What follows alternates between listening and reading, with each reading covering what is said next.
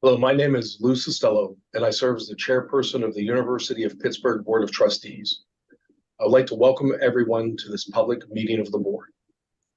This meeting has been duly advertised as a public meeting in accordance with the Sunshine Act and is therefore open to members of the public as observers.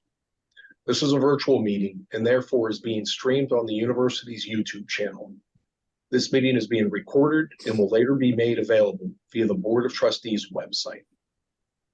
A quorum is present for the transaction of business. Participation in the meeting is limited to the members of the board and to those individuals the board has invited in advance to take part. I'd like to acknowledge and welcome our ex officio trustee, Governor Shapiro's designee, Dan Frankel, to the meeting today. I'd like to also welcome our newest trustee, Curtis Aiken, appointed to the Commonwealth trustee by Governor Josh Shapiro last week. Mr. Aiken is president, CEO, and founder of ProTech Compliance here in Pittsburgh. He is also a supporter of several community groups in the area. Curtis is an alum of the university, and many of us will remember him for as a four-year starter on the men's basketball team from 1983 to 1987. With the appointment of Curtis, Jake Weekly Jr.'s term on the board has come to an end. Jake has been a valuable member of our board since 2016. During his tenure, he served on the Affirmative Action, Diversity and Inclusion, Property and Facilities, and Student Affairs committees of the board. I would also like to take a moment to acknowledge Lieutenant General retired Patricia Harajo, who stepped down from the board earlier this month. During her service as trustee, Patty served on the Compensation, Executive, and Research and Innovation committees. She also served as chairperson of the Affirmative Action, Diversity, and Inclusion Committee. She was a member of the Search Committee for Chancellor Gable. We will forever be grateful for Patty's contributions to the University of Pittsburgh. Well, sadly, on November 29th, 2023, we lost Mrs. Mildred Posvar, wife of former Chancellor Wesley Posvar. Mrs. Posvar served as the First Lady of the University of Pittsburgh for 24 years. She was a classical mezzo-soprano who founded the Opera Theater of Pittsburgh and served as its artistic director until 1999. She also taught voice and music at the university and other institutions. During her tenure, she continued to perform on stage and was an avid Pitt football fan. On behalf of the board, I would like to offer my condolences to the Posvar family and to all of those who have recently lost loved ones. Please join me in a moment of silence to remember all of those individuals.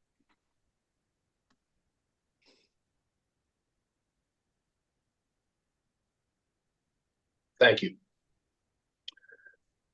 Now, the minutes of the board's October 25th, 2023 meeting were distributed to you in advance of today's meeting and can be found in the meeting materials. Are there any corrections? May I have a motion and a second? So moved. Do I have a second? Second.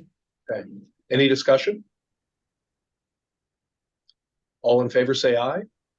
Aye. Aye. Aye. Aye. Aye. Any opposed? Any abstentions? I thank you. The minutes of the October 25th, 2023 Public Board of Trustees meeting as circulated are hereby approved.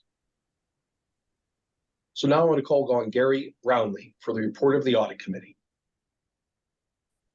Thank you, Chairperson Costello. The Audit Committee held an information meeting followed by a public meeting via Zoom on October 18, 2023.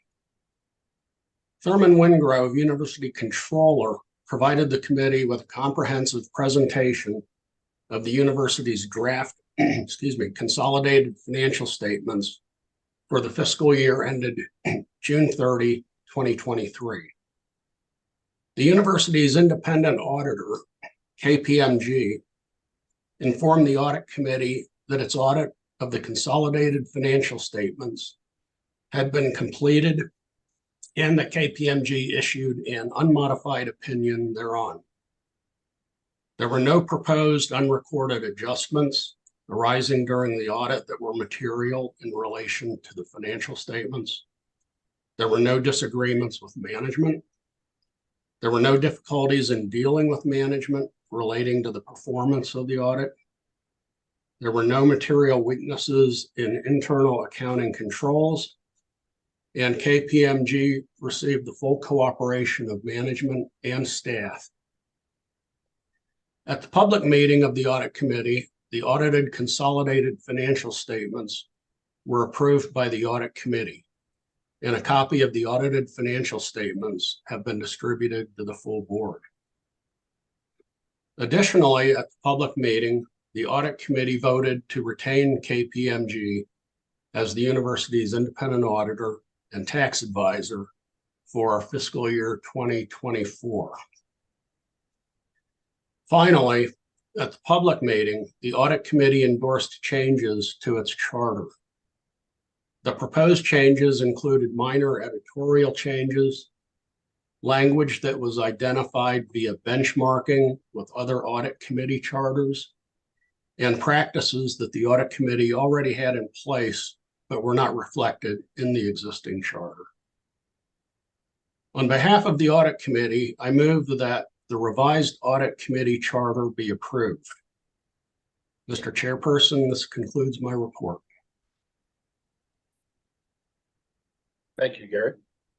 Well, trustees, may I have a motion, a second, to approve the resolution approving the revised audit committee charter? I'll second the chairman's motion. So moved. Any discussion?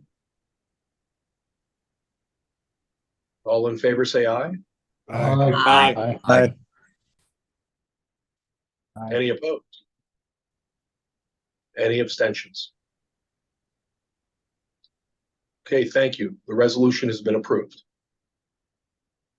Well, during a public meeting this morning, the Compensation Committee passed a resolution recommending that the full board approve the Chancellor's compensation recommendations for officers based on their fiscal year 23 performance and a one-time payment for the interim secretary of the board for his work during the current fiscal year. Namely, Chancellor Gable recommended that the following officers receive a 4% increase to their current base pay: Anatha Shekhar, Rob Ruttenbauer, Harry Sastry, Dave DeYoung, Javette Washington, Jeffrey Chowdhury, and Paul Lawrence. This increase is consistent with the salary pool that was approved for eligible employees as part of the fiscal year 24 budget. In addition, the Chancellor recommended that Paul Supwitz receive a one-time payment of $25,000 as interim secretary of the board during the fiscal year. As the chair of the Compensation Committee, I move that this board approve the record of the Compliance Committee as memorialized in the resolution and passed in its public meeting earlier today. May I have a second? Second. Second. Any discussion? All in favor, say aye. Aye. Aye. Any opposed? Any abstentions? Thank you. Motion has been approved. I would also like to thank all of the officers for their work this year in advancing the university. I also appreciate all that this board has done and all that the officials at the university have done to navigate this university through what has been a very choppy time in the world over the past number of months.